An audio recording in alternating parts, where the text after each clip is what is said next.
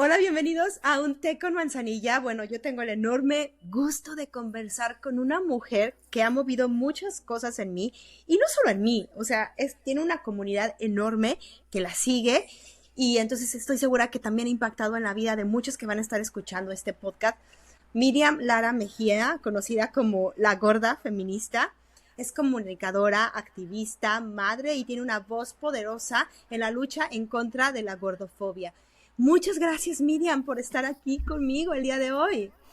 Gracias y bueno, a todas las personas que están escuchando, gracias por estar aquí. Es una conversación importante que tenemos que hablar sobre los cuerpos.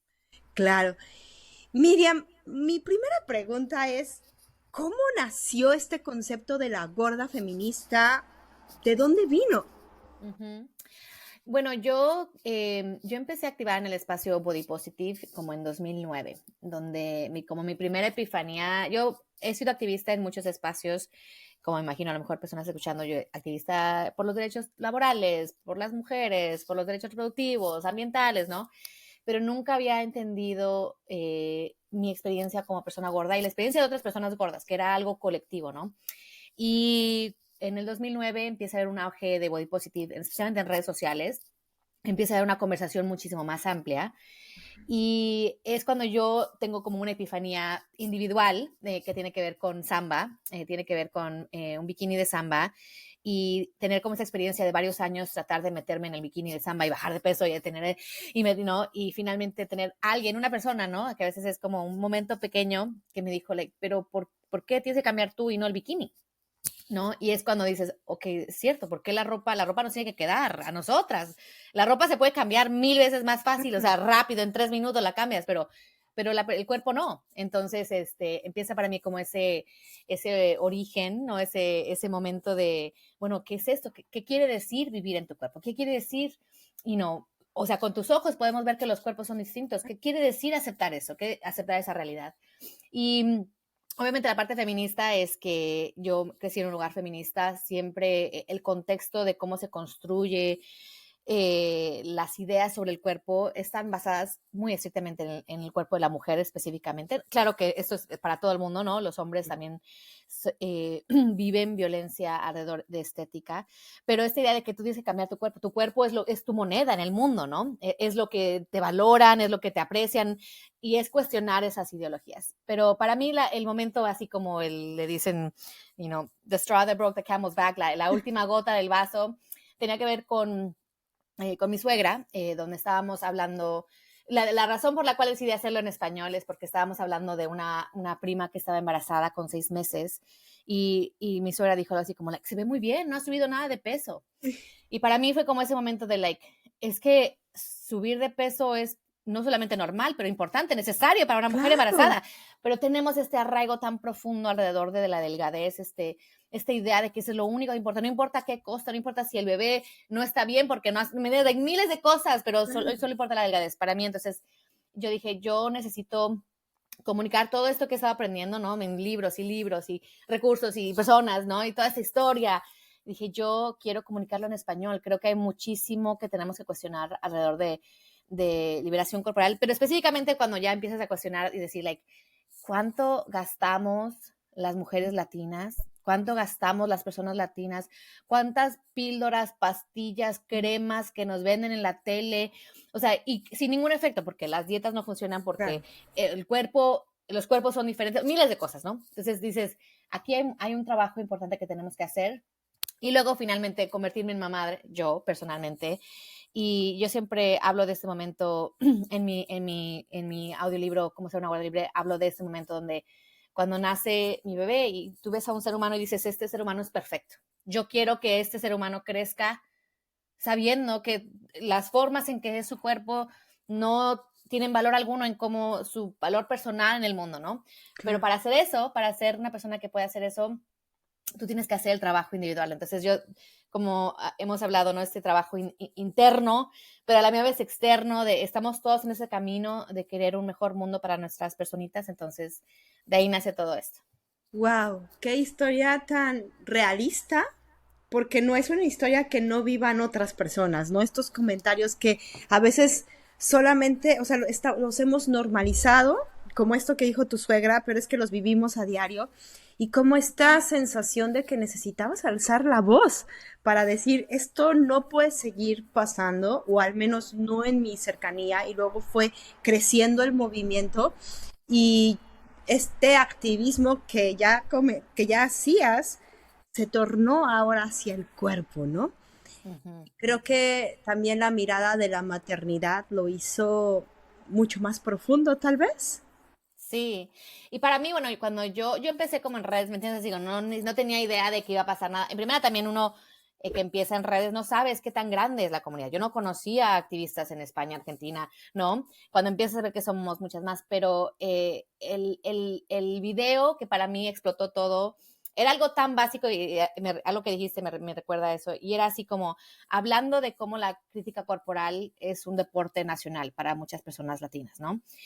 Es así como, o sea, literalmente tú le cuestionas a alguien, es que no hay que criticar, no hay que decirle el pelón, la gorda, ¿no? Y te dicen, es que no, es que así somos los latinos, ¿no? Y yo hice un video sobre eso y descendieron sobre mí miles y miles de comentarios de personas diciendo, like, esto es mi vida, esto así ha sido, y dije, yo no he vivido necesariamente así tan concreto, ¿no? Porque vivía en un hogar feminista que al fin y al cabo tenía como estos contextos un poquito, había gordofobia, pero habían contextos no que rechazaban un poquito la crítica de esa forma, pero cuando empiezas a ver que es algo es una conversación que estamos teniendo constantemente en diferentes hogares, ¿no? Como decías, de todos los diferentes grupos étnicos, de todos los diferentes grupos económicos, en todos lados está ocurriendo esas conversaciones, dices, algo está aquí, algo está mal, que sea algo tan normalizado. Y eso fue como lo que me catapultó un poquito más a decir, like, esa es una conversación amplia. Amplia y que además trasciende hacia el tiempo. Mira, estoy leyendo por segunda vez El mito de la belleza. Uh-huh. Y entonces, cuando lo estoy leyendo ahora, estoy en el primer capítulo nuevamente, pero ¿cómo me voy dando cuenta? Porque el libro, bueno, fue escrito ya hace bastantes, no sé, unos 30 años tal vez, porque fue por ahí.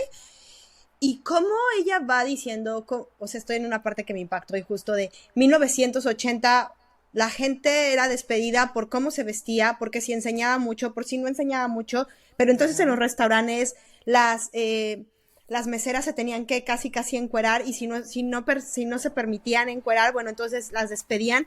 Y toda esta violencia estética que hemos sufrido a través de los años y que hoy, en el 2025, sigue existiendo, nada más que tapada con otros nombres y de otra manera, pero seguimos recibiendo esa violencia estética. Uh-huh. Bueno, yo digo que esos últimos 3 años han sido muy intensos Sí. es como el regreso a esos 80s, 90s, ¿no? Donde, decían Britney Spears era gorda esta idea de que los corporales perfectamente, average, normales, like, sí, delgados, ¿no? Entonces, si una persona delgada es una persona gorda, ¿qué es una persona gorda? Right? Like, Claro. entonces estamos yo sí, y especialmente como alguien en tu área, ¿no? De trastornos de conducta alimentaria, se viene una época oscura, porque todas las lecciones que hemos aprendido nos hacen ver lo que se viene, pero la industria, la moda, todo esto es imparable de cierta forma, ¿no? Es imparable en el sentido externo, porque no vas a cambiar lo que esté pasando, pero hay mucho trabajo interno que nos ayuda a contrarrestar eso, pero sí se viene una época, yo siento, muy, muy oscura alrededor de trastornos de conducta alimentaria. Tristemente sí. Sí. Sobre todo generacionales, ¿sabes? Y por eso también Sí. es tan importantes estas pláticas, porque yo hemos encontrado, y no solo yo, profesionales que se dedican a los trastornos, que antes era la hija, ¿no? Pero ahora es la abuela, la hija y la mamá. Y Todo. entonces tenemos trastornos familiares heredados y que Uh-huh. la complicidad es mucho más grande que cuando solo era, bueno, la hija, bueno, ahora tenemos que la hija, pero la mamá, pero la abuelita, pero entonces, uy. Aunque realmente era todo el mundo. Sí, Siempre ha sido todo el mundo. sí. ¿No? Antes era, bueno, es que no comas y eso es algo, eso no es un Bueno, trastorno, eso es así como debe de ser, ¿no? claro. Ahora por lo menos tenemos el lenguaje. Es que está bajando mi cara porque hay un libro que yo leí reciente que se llama Ugly y que te Oh, recomiendo. Es como es una historia donde mira hacia la historia de cómo hemos construido la idea de ugly, de feo, ¿no? De fea. Me gusta. Y lleva todos estos, es como, o sea, con el libro que tienes, pero, todas esas campañas de cómo nos dijeron que nuestro vello en las piernas era malo, ¿no? Y cómo las compañías de, necesitamos vender más rasuradoras. ¿Cómo lo vamos a hacer, no? Todos estos diferentes momentos, y además tiene un lente muy, muy bien informado sobre gordofobia, porque la gordofobia al fin y al cabo es uno de los ejes alrededor de los trastornos de conducta alimentaria, ¿no? El miedo al cuerpo gordo, el odio al cuerpo gordo es el motor detrás de todo esto, ¿no? Claro. Detrás de todos esos sistemas. Entonces, luego te lo pasas, se llama Ugly, por y favor. Está muy, muy, muy bueno, porque aparte hay este lente, ¿no? Donde es una mujer negra, donde aparte es muy, la forma en cómo habla de yo quiero también las cejas perfectas, ¿no? Pero ¿quién nos inventa las cejas perfectas? Claro. ¿Y qué quiere decir no tener las cejas perfectas? Quiere decir, normalmente, que eres una mujer negra, por ejemplo. Todo lo que es la belleza negra no es lo bueno, ¿no? Entonces, claro. Exacto, ¿no? Esos no son los ideales de belleza. ¿Cómo construimos un mundo donde podemos rechazar la idea de que tu cuerpo natural no es un cuerpo bello, ¿no? Claro. Entonces está muy, muy bueno. Recién salió, creo que 2024, el año pasado o recién, pero está muy, muy bueno, y creo que es un eje muy importante de lo que tú haces, ¿no? Este podcast, este espacio es, o sea, vamos a informarnos, vamos a trabajar lo interno, ¿no? No claro. Tenemos mucho control de las cosas que pasan necesariamente tan afuera, pero adentro, y de lo que tenemos control, hay que agarrar ese control sobre nuestra información y lo que consumimos, ¿no? Claro, y utilizar los recursos de manera gratuita, porque sabemos que muchas comunidades no tienen mucho acceso, ¿no? Y esa es la otra parte, o sea, que todos los sistemas están pegados, ¿no? Sí. Que no todos tienen acceso a clínicas de rehabilitación, que no todos tienen acceso a tratamientos de rehabilitación o de recuperación. Y entonces, este tipo de programas, no solo mi podcast, muchos otros, tu comunidad, seguir Instagram, todos estos movimientos que se hacen de manera gratuita, sostienen esta posibilidad de alcanzar una recuperación, o al menos alcanzar una aceptación, ¿no? Del momento en que estás viviendo. Entonces, por eso es tan importante este tipo de contenido. Sí, y alrededor de las corporalidades gordas, ¿no?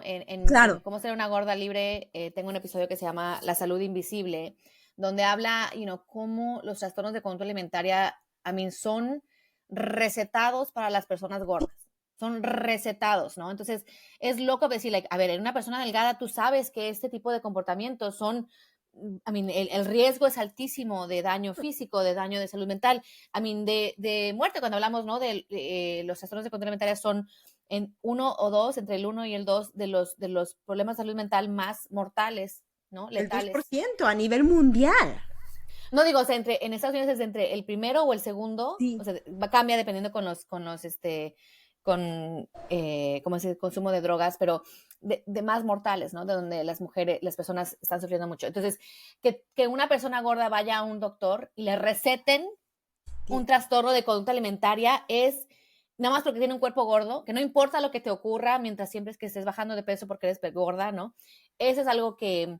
¿Y qué sucede cuando las clínicas, no? Por ejemplo, entrevisté a una psicóloga en México donde dice, yo no te puedo recomendar ni una sola clínica en México que yo sé es segura para personas gordas que tienen trastornos de conducta alimentaria. Uf. Y entonces dices, bueno, entonces ¿a dónde va una persona que tiene? ¿A dónde va? Y eso también es en Estados Unidos, hay un poquito más de personas capacitándose en eso, pero, o sea, que dijera eso es brutal, ¿no? Porque entonces, ¿dónde vas, no? Claro, ¿dónde validan tu trastorno? Es que empezamos por ahí. O sea, es como si un trastorno en la conducta alimentaria se tuviera que validar por el cuerpo. O sea, tienes un cuerpo en los huesos, válido, es importante. No tienes un cuerpo en los huesos, entonces no es tan riesgoso. Y a veces es los que más riesgo corren porque son subdiagnosticados, porque la gente puede vivir toda la vida con ese trastorno, morir de ese trastorno, y ¿sabes qué va a aparecer en la narca de difunción? Paro cardíaco, pero en realidad es que la persona tenía un TCA de años. Gracias por decir eso, porque creo que mucha gente no lo entiende, ¿no? Y hay un estudio cuando estaba trabajando en Cómo ser una gorda libre, donde estaban hablando de cómo las dietas son uno de los detonadores, ¿no? Uno de los pedestales hacia un TCA, ¿no? Claro.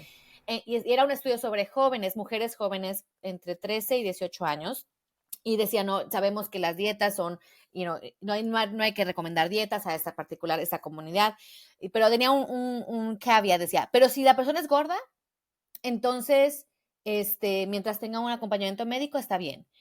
Y era así como, ¿cómo? O sea, pero si tú ya estás aquí explicándonos cómo la dieta está causando esto, el tamaño del cuerpo no cambia esa dinámica, ¿no? No la cambia. Y entonces yo tuve que sentarme unos días con esa información porque I was like, yo para mí eso es algo que literalmente es lo que me prende, ¿no? Porque tenemos esta concepción tan inhumana, deshumanizante, de que el cuerpo gordo, por alguna razón, todas estas cosas que sabemos, no para afuera, sí. no aplica, ¿no? Y ¿no? No tiene lógica. No tiene. No tiene lógica. Cuando hablamos de la historia de gordofobia y de dónde nace la gordofobia y cuando empezamos a ver esos tendrils, ¿no? De cómo se va construyendo y cómo es el cimiento de la medicina. Está cimentada en racismo y cimentada en gordofobia.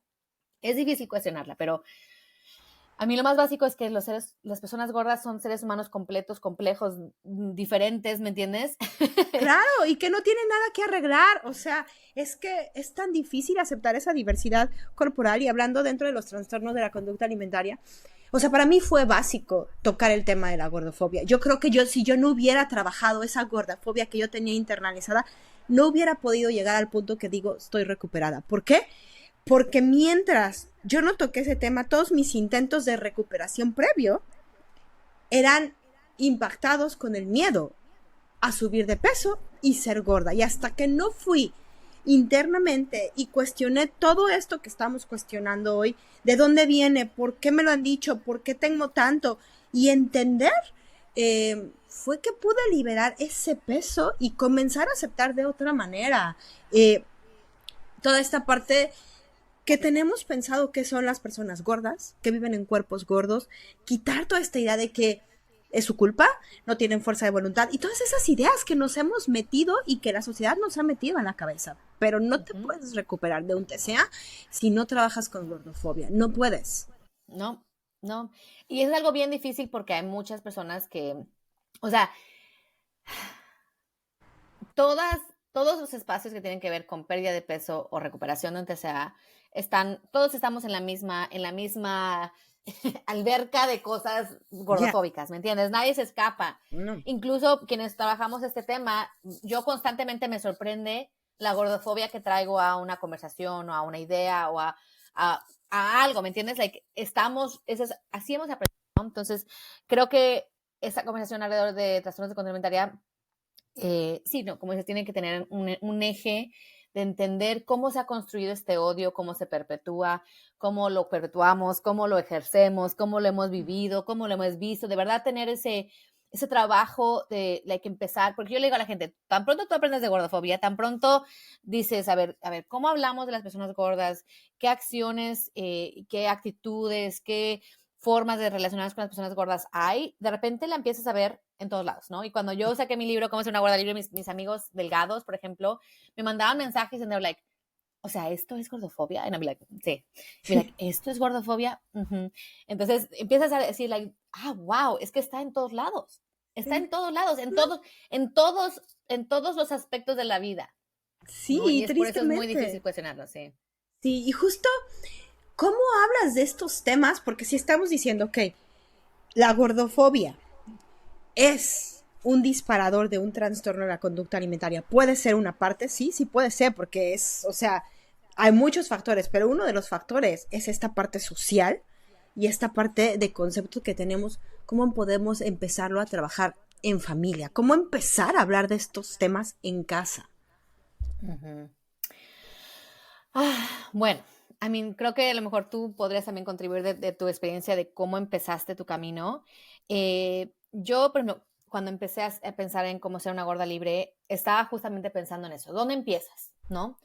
¿Cuál es el primer paradigma que tienes que cuestionar? Y para mí, el primer paradigma que se me hace importante cuestionar es el de salud. Esta idea de que hay una división donde cuerpo delgado, saludable, y cuerpo gordo, no saludable, ¿no?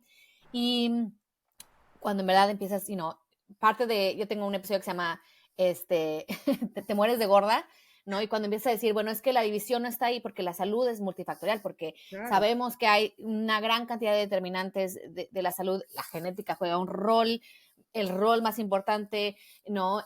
Los patrones de cómo duermes, de cómo manejas tu estrés, de dónde vives, de cuánta contaminación estás expuesta. Y empiezas a decir, like, ok, la salud es compleja y no hay una división de gordo y flaco, así como digas, esa es la división de salud.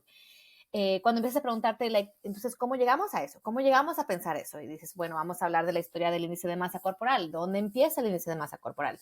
¿Qué influencias habían? Ahorita hay todo un debate alrededor de salud en Estados Unidos porque la salud aquí no es universal, ¿no? Y cuando te preguntas por qué no es universal, por qué todos los demás países que son iguales en cuestión de desarrollo económico que Estados Unidos tienen salud universal, y dices, es que es racismo, ¿no? Es que no creíamos que las personas... Y cuando empiezas a decir, like, bueno, el índice de masa corporal se integra al sistema de salud médico en Estados Unidos porque estaban buscando cómo sacar personas del sistema de seguros médicos. Claro. Y estaban diciendo, a ver, podemos encontrar alguna relación con el cuerpo gordo y eso. Desde ahí nace, ¿no? Entonces, tenemos un episodio sobre el índice de masa corporal, tenemos un episodio sobre una gorda nace o se hace. Las personas gordas existen, han existido, sí, toda la vida. Hay personas que son más gordas ahora que eran antes también. Hay muchas conversaciones en esta parte, ¿no? Creo, para mí, lo más importante que podemos empezar a hacer es cuestionar algo que a mí se me hace tan ilógico, esta idea de que todo el mundo se divide en personas delgadas y personas gordas.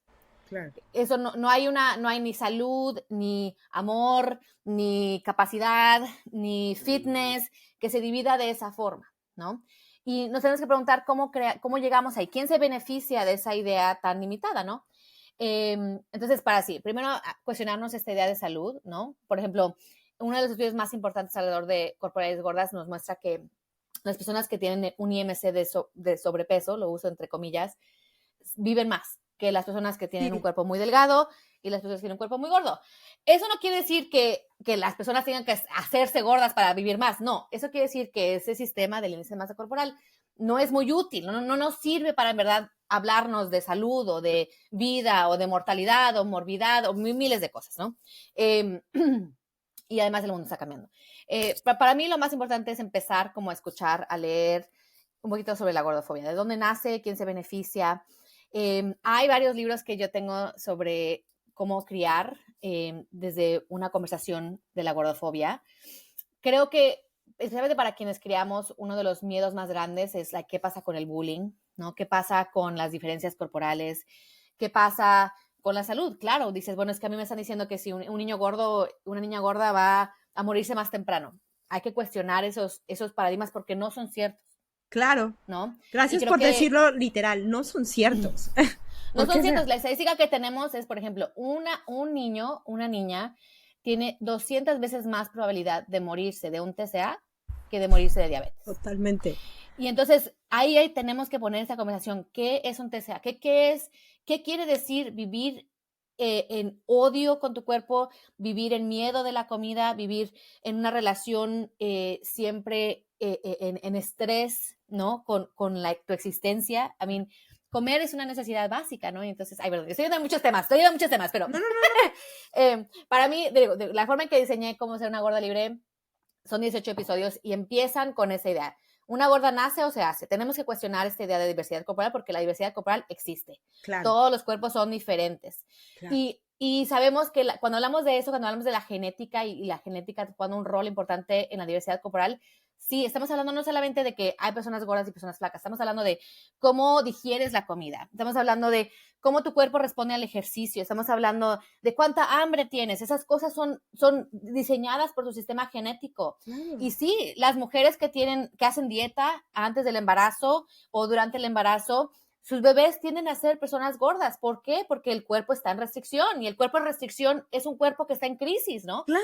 Entonces, oye, qué bueno, pero creo que es la primera persona que lo nombra, o sea, yo lo leí, esta parte de qué pasa con los TCA y el embarazo, ¿no? Entonces, tu hijo nace en una situación de sobrevivencia, o sea, aquí no hay comida, voy a guardar lo más que pueda de los recursos porque quiero sobrevivir, o sea, es impactante cómo que el cuerpo esté equipado para mantenernos vivos desde que está en el vientre de la mamá. Y nadie nos los dice, o sea, en el doctor nos dicen, no comas mucho porque vas a engordar. Y el bebé dice, no hay comida, voy a guardar todos los recursos que tengo. Y no solamente guardar, o sea, sabemos que los bebés que nacen de personas que hacen dieta tienden a hacer menos ejercicio cuando se convierten en adultos porque sus cuerpos, o sea, su cerebro, relación cerebro-cuerpo les está diciendo no hagas ejercicio, no gastes energía, ¿no? No consumas eso. Entonces, sí, creo que es una combinación. Y tenemos, contestadas también que hablar con GLP-1, ¿no? Todas estas... los sistemas en los que estamos alrededor de bajar de peso, o sea, el GLP-1 básicamente estás en una anorexia provocada, o sea, ¿qué pasa con un bebé que nace de ahí? ¿Me entiendes? Va a nacer en crisis, ¿no? Claro. Ahí es donde hablamos, por ejemplo, tú decías, el odio al cuerpo gordo nos ha dicho que 1000 veces eso es mejor, ¿no? Estar en restricción, 1000 veces mejor que simplemente existir en el cuerpo que tenemos. Yo personalmente también la verdad siento que no hemos culpado suficiente a las industrias reductivas de las dietas, por ejemplo, en el impacto que ha tenido en que las personas sean más gordas, porque lo que está pasando es eso, que las personas que viven en restricción, el cuerpo está en crisis y el cuerpo, como tú dices, el cuerpo no quiere estar en crisis, Claro. ¿no? Quiere mantener... entonces, yo sí pienso que tenemos que apuntar a las dietas como uno de los culprits, una de las razones por las cuales las personas son más gordas ahora que eran antes.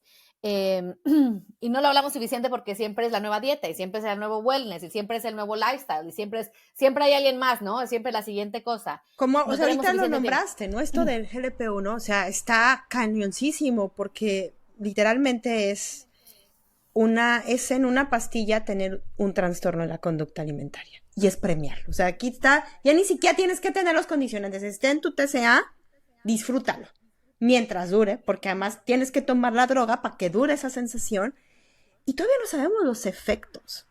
Todavía no sabemos los efectos que va a traer eso a la larga, pero en estos momentos, yo el otro día estaba pensando, dije, no solo está impactando en la manera en la salud, sino en la manera social, porque lo que le estamos diciendo a nuestros hijos o a estas nuevas generaciones es, este es el cuerpo normal nuevamente, ese que no come, eso es lo normal, y si no puedes, por ti misma toma la pastilla, y así podrás. Estamos diciendo que comer, una necesidad básica humana, literalmente lo más básico, no es necesario. Sí.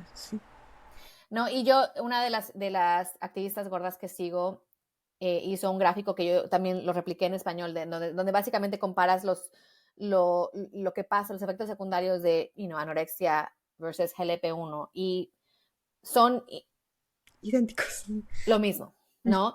Y es lo que hablábamos al principio del episodio, ¿no? Donde, bueno, si es una persona gorda bajando de peso, bien. Si es una persona delgada, entonces no, ¿right? Obviamente, aún así, también estamos viendo lo que, bueno, a lo mejor no sé cuántos años tengas tú, pero yo tengo 44, yo viví los 90, los 2000, no, estamos viendo, el auge de skinny talk y de stereo, la igual de hombres, tienes un cuerpo delgado, ahora más delgado, ¿no? Sí. Y eso estamos viendo ese reauge que yo creo que en los 2010, donde teníamos un poquito del body positive más a la frente, había una crítica un poquito sobre eso. Estamos viendo ese auge de las personas hiperdelgadas buscando más delgadez. Y eso es, de nuevo, yo no sé cómo te sientas tú como alguien que activa en estos espacios. Para mí, yo lo veo con alarma, o lo veo como, yo no sé cómo frenarlo, porque yo sé que mi mensaje como de, hey, aceptemos a las personas gordas y hablemos de la diversidad corporal, ahorita, ese no llega a ningún lado porque no es tomado en cuenta para quienes están en este espacio, ¿no? De hecho, hay una activista gorda que también sigo que hablaba de cómo se está, el argumento ahora es, ¿sabes qué es radical? Radical es decir que quieres ser más delgada. Radical es decir que no comas para ser más delgada. Eso es lo radical.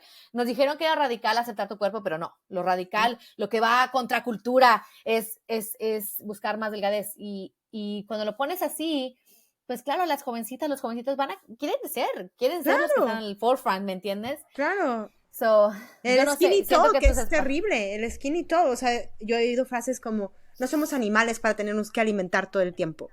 Cosas así que dices, wow, o sea, realmente la violencia que hay detrás de todos esos discursos es terrible sí, y nos las estamos sí, comiendo todos, todos. todos. Yo tengo hijos adolescentes y la verdad es que estas pláticas incomodan mucho en mi casa y eso me frustra, ¿no? Porque por un lado, yo empecé mi recuperación no hace mucho, entonces mi proceso o esta parte de desconstrucción tiene a lo mejor 4 años que empezó, pero el diálogo previo en mi casa era gordofóbico, ¿no? O al menos si no era intencional, era muy internalizado, y hoy hablando con mis hijos, siempre llegan con ese tema, ahí ya vas a empezar con tus ideas, ahí ya vas a empezar con esto, o sea, hay rechazo de ellos, ¿por qué? Porque viven en un mundo que constantemente les está diciendo que su valor está en cómo se ve y entre más hegemónicos se vean, más valor van a tener.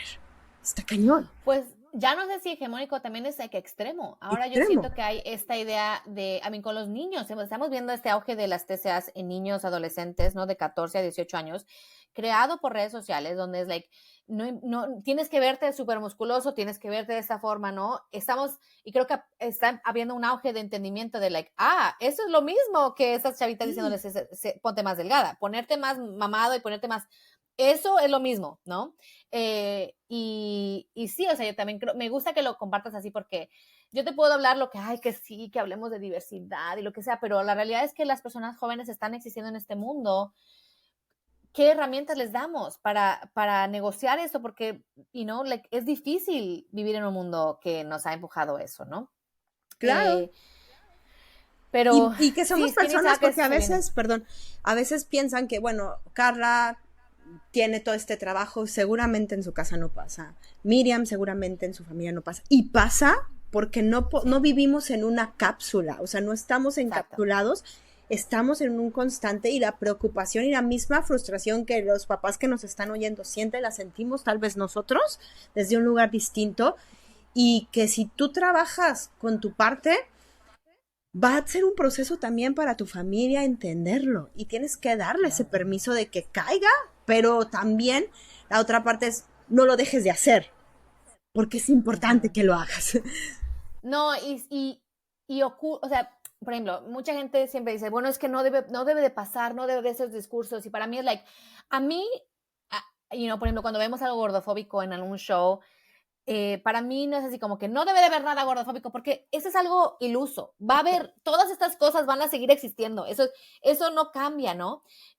Pero sí siento que, como tú dices, es ese, a mí eso es en toda la vida, ¿no? Ese afloje, ¿no? Donde dices, y ese jale, donde dices, cada oportunidad que puedo hablar sobre esto, lo voy a hablar. Cada oportunidad que puedo decir, hey, a ver, mi niña de 7 años, ¿por qué esa persona gorda es la única persona gorda en toda la serie y es la que es la mala o el malo? Claro, A ver, ¿por qué no hay ninguna persona con discapacidad o ninguna persona gorda en este show cuando sabemos que las personas gordas somos la mayoría? ¿Dónde están, no? Y tener esas conversaciones, yo les digo como periféricas, no like, no necesariamente así, like, no debe de haber, sino no, like, claro, no. ¿dónde está esta conversación? ¿Qué está pasando, no? Y digo, no sé, mi niño tiene 7 años, es muy distinto que tener una persona adolescente, pero algo que yo sí creo profundamente es que nunca es tarde empezar, nunca es Ujú. tarde, nunca, o sea, siempre la capacidad de poner semillitas, ¿no? De decir, like, bueno, a ver, pensemos esto diferente o qué te añado a ti, ¿no? A mí me encanta exponer a mis sobrines a personas gordas que sigo, ¿no? A veces los llevo a eventos que ni siquiera son para niños, pero I'm like, vamos a ver esta activista gorda o lo que sea. Y esas formas de constantemente exponerles a personas gordas y recordarles, like, hey, las personas gordas son seres humanos completos. No es esta idea de que, like, las personas Sí, gordas son inútiles, flojas, todas estas cosas, ¿no? En verdad rechazar esos estereotipos de una forma real, donde ellos puedan en su mente ver a una persona gorda y decir, like, wow, admirada, celebrada, artista o claro. escritora o lo que sea, ¿no? Tenemos que añadir esa diversidad. Para mí es muy, muy vital la conversación constante. Claro. Y yo, por ejemplo, digo, yo a lo mejor has visto mi video donde yo rechazo esta idea de like, no se habla de cuerpos. Yo hablo de cuerpos todo el tiempo. Creo que es muy importante porque de qué cuerpos no se habla. No se habla de los cuerpos gordos, los cuerpos negros, los cuerpos con discapacidad. Para mí es muy importante decir, like, bueno, esa persona es gorda, punto. Gorda. Esa Claro. persona es delgada, punto. Esa persona tiene una mano, punto. Like, esta idea de like, notar diversidad corporal y dejarle saber que esto es la única realidad. La única realidad es la diversidad. No, Claro. no hay nadie. Lo opuesto a diversidad es uniformidad y no somos figuritas de baño que todos somos iguales. No lo somos, ¿no? No somos princesas de Disney. No hay princesas de siquiera, Disney. Esa es la pero ni siquiera no somos robots, no nos parecemos a nadie. Cada quien es diferente, ¿no? Entonces, un poquito, claro que, like, I mean, sí hay un poquito de qué pasa en las siguientes. ¿Qué pasa cuando alguien le dice cosas culeras o malas a tu hijo, a tu hija? ¿Qué herramientas tiene? ¿O qué pasa cuando vean que se lo hace a alguien más? ¿Qué herramientas tiene, no? Y esa es una conversación constante. O sea, no hay como alguien que te diga una mágica. Sí, hay un libro que yo recomiendo que se llama Fat Talk, que es sobre cómo hablamos con nuestros hijos sobre esas conversaciones, cómo rechazamos la idea de obesidad infantil como, wow, lo peor que puede pasar en el mundo. Hay mucho eso que podemos hacer. Y obviamente ese podcast es un comienzo, una conversación. Claro. ¿Crees que haya una edad para tener esas conversaciones? No. Se puede tener desde chiquititos. Mira, yo desde que mi hijo nació, yo sabía que yo tenía que hacer ese trabajo interno, de que mi hijo tenía que verme y poderme... una de las tristezas más grandes que yo siento alrededor de la gordofobia es que a las personas gordas nos han robado el goce de tocar nuestro cuerpo. Y no digo como sexualmente, sino digo, acariciar tu panza o verte en el espejo, ¿me entiendes? Y yo sabía desde muy pequeño que mi hijo, yo quería que él viera ese... Y digo, no lo pongo así como utópico, no te estoy diciendo, ay, todo el mundo tiene que querer su cuerpo. Lo digo como vivir en tu cuerpo, sentir tu cuerpo, saber que, si tus pechos están en esta dirección, acá sí son, ¿me entiendes? Yo desde que era chiquitito, mis cosas vitales, desde que, o sea, literalmente meses, era hacer el trabajo interno de aceptación corporal y era empezar con libros. O sea, yo hice un trabajo muy extenso de tener libros que siempre hablan de diversidad. Y no siempre así como, vamos a hablar de diversidad, sino que enseñan diversidad. Claro. Es que es loco, es que es a lo que voy.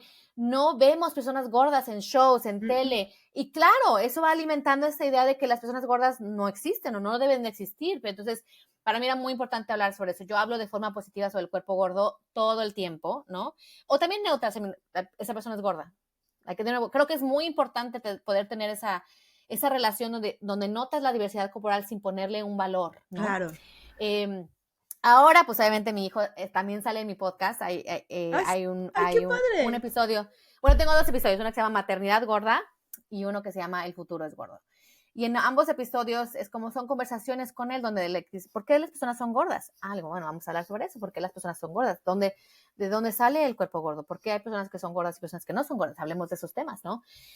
Pero ahora yo lo veo como en práctica, donde, por ejemplo, mi esposo el otro día dijo algo así como que, ay, mami, no puedo ir en la bici, ¿no? Porque yo no soy muy buena en la bici y me siento un poquito nerviosa. Y mi hijo se volteó y le dijo, papá, no le puedes decir eso porque una persona gorda puede hacer lo que quiera. Como que no entendiendo, ¿no? Pero dándose cuenta que, claro, eso puede ser que me estaba diciendo porque como gorda no me puedo subir a la bici. Digo, no digo así como idílico y la verdad no sé cómo mi hijo se comporte en un espacio diferente al hogar, claro. Pero sí creo, como tú dices, salpicándole cositas, a lo mejor tus hijos te dicen, ay, Carla, viene otra vez con sus cosas, pero salpicándole cositas que puedan ser herramientas, ¿me entiendes? Añadiendo herramientas para su toolbox. Yo creo que nunca está de más el diálogo, o sea, este diálogo es importante y entre más lo podamos exteriorizar, entre más lo podamos normalizar, porque si está normalizado lo otro, al menos en nuestros hogares, normalicemos esta diversidad corporal, normalicemos esta plática, normalicemos hablar de los cuerpos sin jerarquías, ¿no? Respetando esas diferencias entre cada uno de nosotros es importantísimo, y como dices, desde chiquititos. Yo me sorprendo porque trabajo también con niños pequeños, no tiene que ver relacionado con el TCA, más bien con la parte educativa, y hay niños que desde chiquititos ya llegan 4 o 5 años y empiezan a formarse una idea en cuanto a los cuerpos gordos. O sea, no tienes que esperar la adolescencia, eso sucede desde bebés, lo maman casi casi. I mean, hablemos de cómo hablamos de nuestros cuerpos, como mamás, como Claro, papás, ¿no? ¿Cómo tocas tu panza, por ejemplo? A mí, una de las cosas que a mí también, no sé, esa idea de jalarte la panza como si fuera un cáncer, como si fuera la cosa más asquerosa que has tocado, ¿no? Eso informa, eso modela. Y no, de nuevo, no, yo escuché una activista también que hablaba de tener un TCA y saber que no quería que su hija que tuviera un TCA y tener ese proceso donde al mismo tiempo que estaba apoyando a su hija, estaba ella haciendo su proceso de recuperación. No es como mágico, no tienes que estar, ay, yo ya soy activista antigordofobia y ya puedo hacer. No, estamos todos en este proceso de desaprender este lenguaje, pero algo que recientemente escuché que me clavó mucho, porque yo siempre digo, like, ok, mira, si yo te enseño los estudios de las ciencias, si yo te enseño esto, tú vas a decir, ok, ya, al final las personas gordas y nos merecen derechos, ¿no? Algo así, ¿no? Es lo que yo pienso. Pero ella me dijo algo así como que es que no hay justificación para la deshumanización de las personas gordas. Y van a haber gente que te dice, es que es por salud, es que es por esto, es que es por lo otro, pero cuando llegas a la base y dices, nadie merece ser tratado así, claro. nadie merece que le digan que todo su valor depende de su cuerpo, nadie merece que le digan que nadie los va a querer porque tienen un cuerpo gordo, nadie merece que les hablen mal de su cuerpo. Cuando te das cuenta que esa es la base, que no importa qué argumento haya, la Claro. base es nadie merece esto. Y si eres mamá, papá, persona que cría, tus hijos, tus hijas, tus hijas no merecen eso tampoco, ni de ti, ni de la tía, ni de la abuela, ni de la prima, ni de la escuela. Entonces, cuando empiezas a en verdad sentir eso, empiezas a buscar más las herramientas, ¿me entiendes? No es perfecto, no hay nada así como que, pum, mágicamente todo se resuelve, es un trabajo constante, es un diálogo constante, pero esa parte de en verdad de entender, like, nadie merece que le hablen así, que le digan así, que lo traten así, entonces ahí está el trabajo. Eso está hermoso porque en realidad es la ruta, ¿no? O sea, es el respeto, más allá de si estás de acuerdo, si no estás de acuerdo, si te gusta, si no te gusta, partamos por lo básico, que es esta parte de respetar, respetar y nadie merece, nadie por ningún motivo, sea gordo, flaco, delgado, tenga alguna deshabilidad o algo, nadie, o sea, al final somos seres humanos y es que digo, ya yéndonos más profundo, ¿cuándo nos olvidamos de eso? O sea, ¿cuándo nos dimos derecho a faltar a ese concepto básico de humanidad? Uh-huh. A mí cuando vas a la raíz de la gordofobia, ¿no? Y dices, la gordofobia son las actitudes, ideas, sistemas que se basan en algo muy básico, que las personas gordas no son seres humanos completos. Y cuando te das cuenta que esa es la base, ¿no? Y dices, no, es que por salud, mira, una persona enferma merece los mismos derechos. No importa si estás enferma, si te dio enfisema porque fumaste toda la vida, aún así mereces todos los Claro, derechos, ¿no? Si tienes una enfermedad cardiovascular porque no has movido el cuerpo toda la vida, mereces los mismos derechos, ¿no? ¿Me entiendes? Tenemos que salirnos de esa idea de que hay una justificación para deshumanizar a otro ser humano, ¿no? Y eso es difícil, cuesta trabajo. Y con mi esposo, por ejemplo, mi esposo que vivió en una familia colombiana súper así vanidosa, son cosas que de repente, uy, salen y he's like, oh, wait, eso es gordofobia. No me like, ajá, sí. ajá, es gordofobia, ¿no?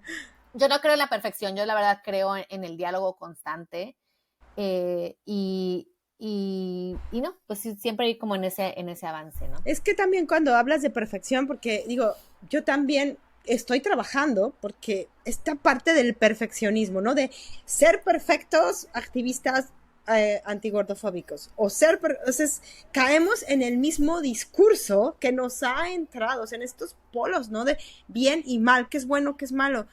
O sea, Sí. radicalizar cualquier idea te lleva en realidad al mismo lugar de donde proviene de donde lo estás radicalizando. Entonces, creo que entre más podamos ver que somos vulnerables, todos tenemos vulnerabilidades, todos tenemos por lo tanto errores, vamos a estar cayendo una y otra vez, pero cuando hablamos a la compasión, si yo lo hago, o sea, si yo soy compasiva conmigo, voy a permitir también ser más permisiva con los otros en ese sentido, ¿no?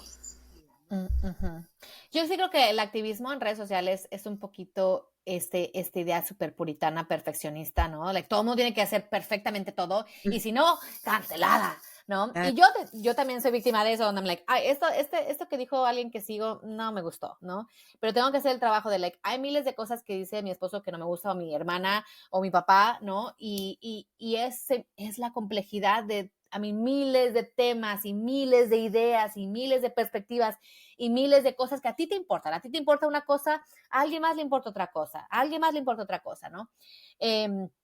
Siento que hay mucho que tenemos que hacer en ese trabajo de no perfeccionismo, pero por eso me encantó que empezaste hablando de, like, los recursos. Hay muchos recursos, siempre hay que ser críticos, siempre hay que decir dónde sale esa información o cuál es el beneficio, ¿no? Porque la gente te vende, especialmente cuando hablamos de pérdida de peso, wow, qué cantidad de videos te dicen que miles de cosas y que son para venderte algo, ¿no? Entonces hay que cuestionar, ser críticos, consumidores críticos, pero hay muchas personas, ¿no?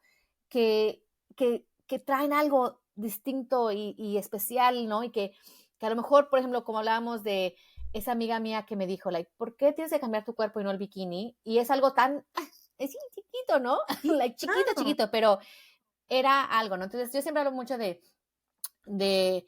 todos somos influencers en nuestros espacios pequeños y grandes. Y la pregunta siempre es, ¿quieres influenciar a alguien hacia el amor, hacia la aceptación, hacia vivir más plenamente, o quieres influenciar a alguien hacia vivir con más terror hacia su propio cuerpo, ¿no? Y entonces es una oportunidad que tenemos siempre de utilizar esa influencia que tenemos, especialmente como mamás, papás y personas que crían, tenemos bastante influencia por muchos años, ¿no? Después, como ya en la adolescencia, ya no tanta, pero todas esas semillitas están ahí. Claro, oye, fíjate que ahorita dijiste algo y me hace preguntarte. Se está oyendo cañón esta parte y que está muy ligado a lo que estás diciendo.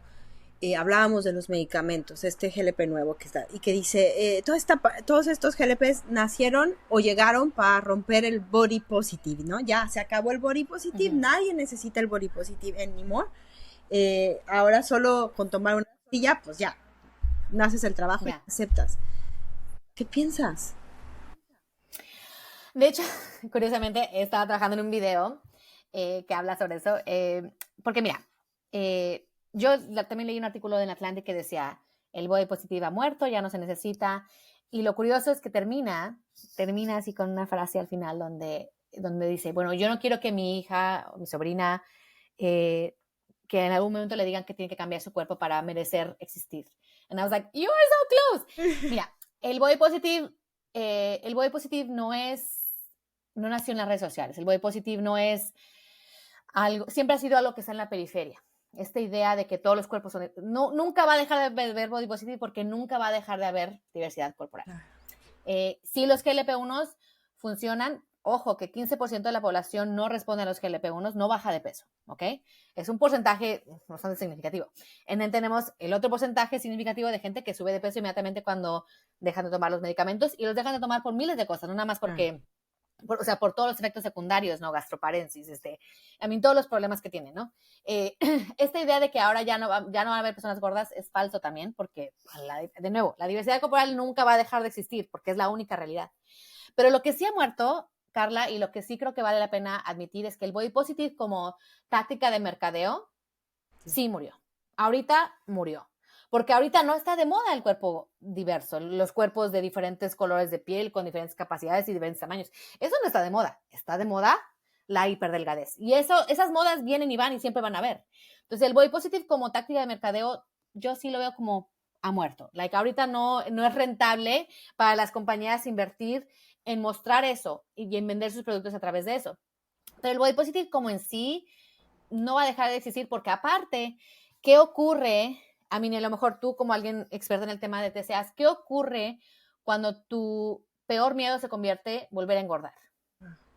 ¿No? ¿Qué va a pasar con esas personas que tomen o no tomen el medicamento? Porque algunas personas ya no pueden tomar el medicamento, después de un tiempo deja de funcionar, y a algunas no les funciona. ¿Qué va a pasar con ese miedo increíble a volver a tener el cuerpo gordo?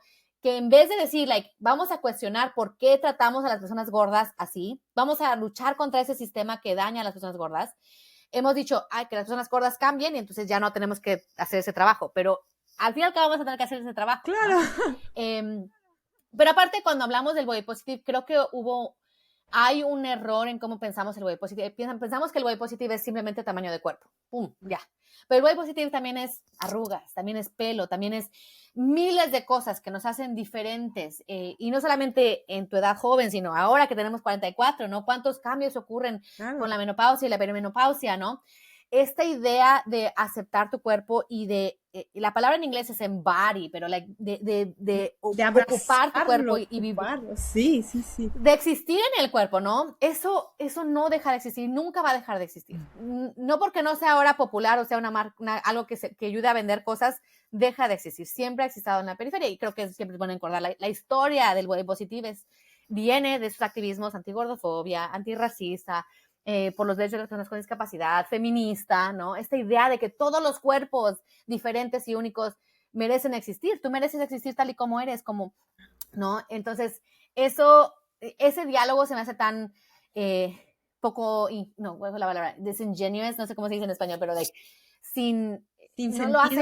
lo hacen con sin sentido, pero es como el del tema del momento. Ya es que el body positive va a dejar de existir porque los GLP-1 están aquí.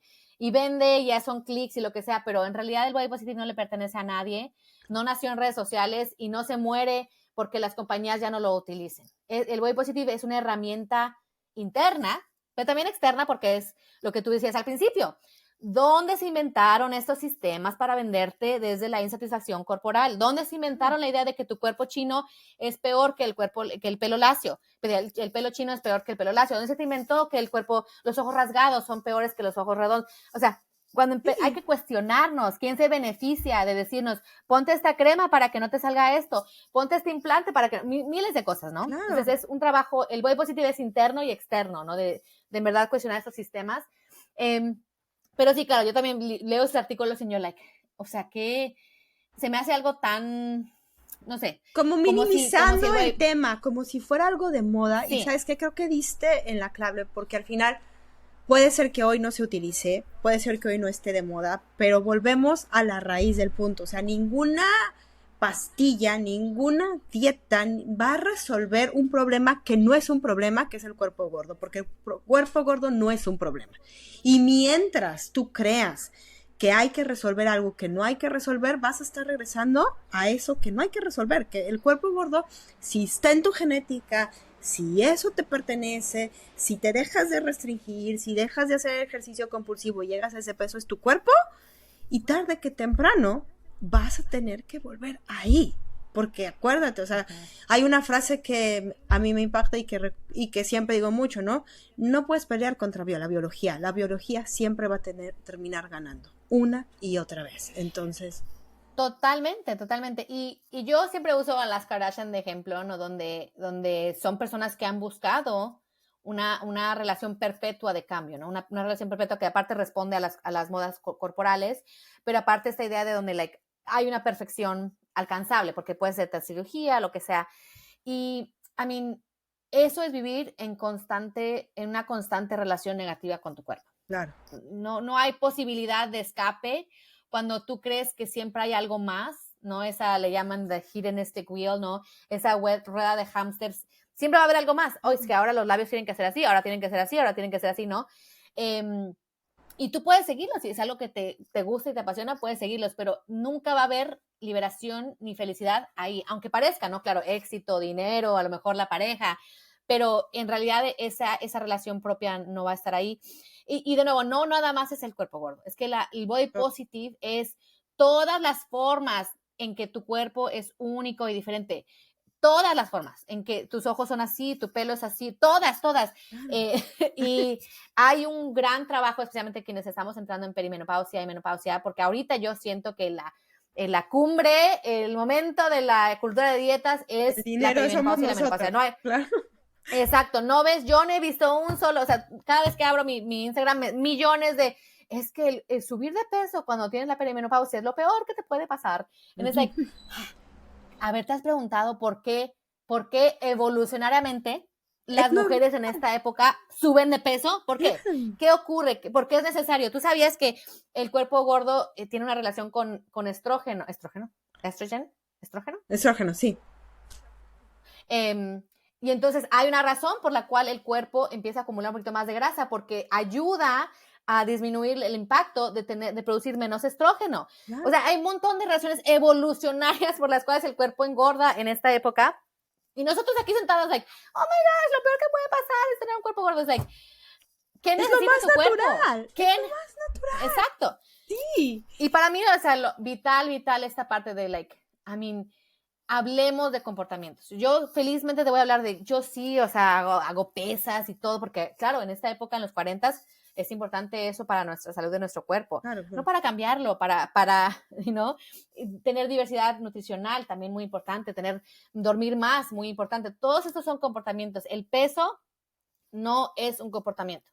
Claro. El peso no es un comportamiento, ¿no? Entonces, hay que regresarnos y enfocarnos a las cosas que son comportamientos que podemos hacer y que aún así tú puedes hacer todas las cosas bien y tu genética tienes hipertensión y en tu genética tienes miles de cosas, ¿no? Entonces, hay que alejarnos de esta idea de que es una blanco y negro, ¿no? Claro. De que cuerpos gordos, enfermos, cuerpos delgados, ¿no? Es mucho más complejo que eso. Claro. Y además la salud no está en tu control al 100%. O sea, dejemos esa idea de que tú controlas tu salud porque eso no es real. O sea, ya lo hablamos, hay demasiados determinantes. Y al final, la genética va a terminar decidiendo si te enfermas o no te enfermas de algo. Obviamente tú siempre puedes hacer pesas, cuidarte, tener una alimentación balanceada. Eso va a ayudar, pero al final no va a ser el todo de la salud. Y eso a mí creo que lo tenemos que repetir. O sea, dejemos de ver a la salud como comida y ejercicio porque hay mucho más detrás de eso. Mucho más. Uh-huh. Miriam. Y saber cómo se creó esa idea, ¿no? Sí. Oye, se nos fue volando y creo que quedaron muchísimos temas ahí, pero ¿quieres regresar un día? Aquí hacemos entrevista número 2. Me encantaría. Sí, I mean, hay tanto de qué hablar, ¿no? Hay tantos matices. Tanto. Platícanos un poco dónde pueden conseguir este libro que me decías, dónde te pueden encontrar, todo, un poquito de ti, por si la gente, no digo por si, seguramente la gente va a querer saber más de ti, si no te siguen ya. Claro. Bueno, pues primero gracias por ese espacio. Cualquier espacio que invite a una conversación que incluya a las personas gordas, la conversación de las comunidades gordas siempre expande, siempre añade, siempre contribuye y creo que te admiro y te agradezco. Me pueden encontrar como La Gorda Feminista en todos, Instagram, TikTok, YouTube, lo que sea. Cómo ser una gorda libre está exclusivamente en Audible. Tienen 30 días gratis de que te puedes escuchar los 18, son 18 episodios, 8 horas de contenido. Cuando estés lista, cuando ya quieras decir, como ya quiero este camino hacia vivir más liberación corporal, puedes escucharlo ahí, puedes usar audible.com/gorda libre. Y también tengo un newsletter que se llama La Gordoteca en Substack, donde pues la idea es crear narrativas gordas, crear visibilidad, especialmente en los temas que no se ven, ¿no? Si no, esta es una invitación para donde quiera que tú estés, donde quiera que sea, cualquier parte de tu diversidad que traes a la conversación de todos los temas. Queremos escuchar más, queremos ver más diversidad, queremos constantemente estar en ese espacio donde expandimos nuestra visión de lo que somos seres humanos, ¿no? Claro. Entonces, ahí está la invitación para conectar. Si tienes una conversación que quieres tener, miriam@lagordafeminista.com. Y pues sí, la invitación siempre está ahí de compartir, de expandir y de crear más. Ay, gracias, Miriam. La verdad es que, como dije hace rato, quisiera seguir aquí una hora más platicando estos temas porque son conversaciones que se tienen que tener.